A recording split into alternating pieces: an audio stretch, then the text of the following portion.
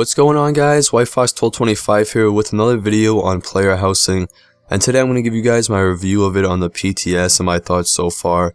I've been waiting since, or even before launch, for player housing to come to the game. I've always really wanted it in the Elder Scrolls Online.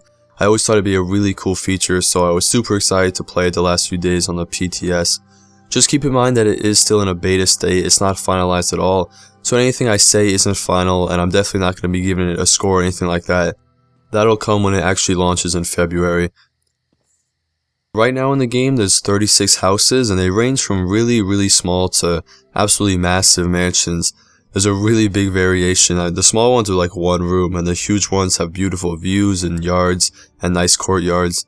You can buy them with crowns or coins. The first thing that popped out at me, and the first thing I noticed, was that some of the houses are ridiculously expensive. I mean, some of the mansions go up to 4 million coins. I think the most I've ever had is like 100,000 or like 80,000. Definitely not 4 million, but maybe some people do. I've never farmed or anything like that.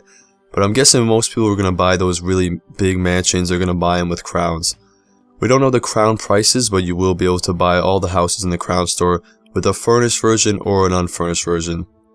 If you do want to buy them with coins, you're going to have to complete a housing beginner's quest, which I really liked. It had a lot of choices in it. Sent you to a delve, and it felt like a real story quest, and I actually had fun doing it. It wasn't just like a boring tutorial. And then you're also going to have the achievement for that zone where you do like 35 quests or 40 quests. If you never did any PvE in the zone you want to buy a house, I definitely would recommend starting now. If you're buying a house with crowns though, none of those requirements count, but I would do the beginner's quest because it gives you a free room at the inn, and it's also just pretty fun. I really like the houses though. There's lots of variation, all the racial styles are represented, and you can really tell they spent a lot of time making them. They had a lot of detail. They didn't look like they were just copy and pasted from other parts of the game. All of them were really unique. Some of them had like hidden hatches that led to beaches and really cool things. And some of the really expensive ones you could tell they spent a lot of time on.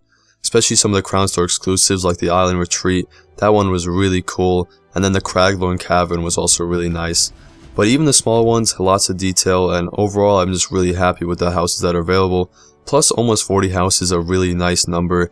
If you want like a little room in an inn, you can have that, and if you want a mansion, you can have that. So like I said, there's a huge range of options in style and size, and just pretty much something for everyone. Let's move on and talk about the housing editor, which I really like. It's definitely my favorite part of the update. The housing editor to me is just like Fallout 4. So if you played Fallout 4 and you go into ESO, you'll definitely recognize it. It's pretty much exactly how the settlements worked in Fallout 4 in terms of editing and moving stuff. It looks exactly the same. It pretty much works exactly the same. They really are almost identical, which is crazy because Fallout 4 by far had the best player housing system I've seen in an RPG. So to have that come to ESO, which is an MMO, is just absolutely mind-blowing that they put that much detail into player housing. I never expected to be able to move the furniture and turn it any way I want, but that's what you can do in the game. Now you can buy furnishings in the Crown Store, you can buy them from gold, from a vendor, even though the vendor selections are pretty limited, but the prices are pretty fair. But if you want some cool stuff, you're going to have to travel around to find it. You can make your own with crafting, or you could also trade with other players. One complaint I do have is that at least in the Crown Store, they have a lot of Dark Elf furnishings, a lot of Redguard stuff, a lot of Orcish stuff. But some of the other racial options aren't really consistently available, especially like Nordic and some of the other ones like High Elf.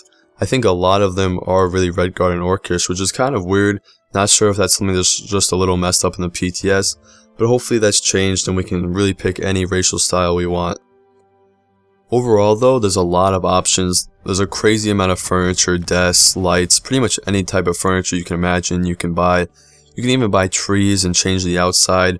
You can buy water fountains, you can buy stuff to make a dungeon in your house. There's just a crazy amount of objects that they put into the game, which I'm really happy to see.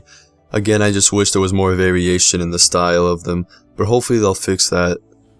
I really like the placing system. Like I said, it's just like Fallout 4, maybe even better than Fallout 4. You can rotate stuff, you can tilt stuff, you can even put stuff on top of each other if you want.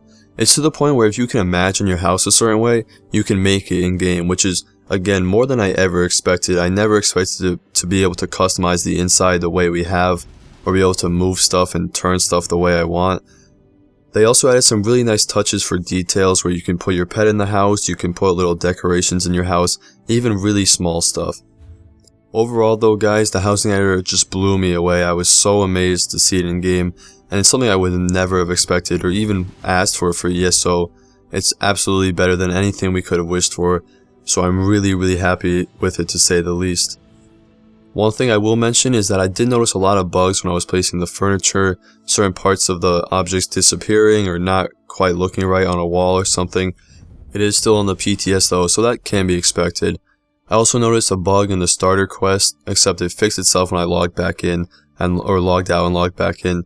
So that was good, but again, I'm sure all of those will be smoothed out by launch. That's why it's on the PTS, to test for bugs and stuff. So I'll report those, and I'm sure they'll get fixed by launch. To wrap up my thoughts though guys, this is the player housing system we all dreamed of. This is just so much better than anything we could have hoped for. The crazy thing is that it's better than almost all player housing systems in single player RPGs. It's definitely better than Skyrim was in Hearthfire, and it's on par with Fallout 4, which is amazing because again, this is an MMORPG. Usually player housing is not this crazy and this amazing. It's on par with some of the best like WildStar and other MMOs that have done it really well. So it's absolutely fantastic, and I think everyone's gonna absolutely love it. That's pretty much it for the video guys. We'll have a video showing off all the houses, do a little showcase coming up soon. Hopefully that'll be out sometime next week. Thank you guys so much for watching. We've had a lot of subscribers lately, so if you're new, thank you so much for subscribing and checking out the channel. We'll be doing a giveaway soon for 2,000 subs, which is just crazy to me. So from the bottom of my heart, thank you guys so much for watching and supporting the channel, and I'll see you in the next one.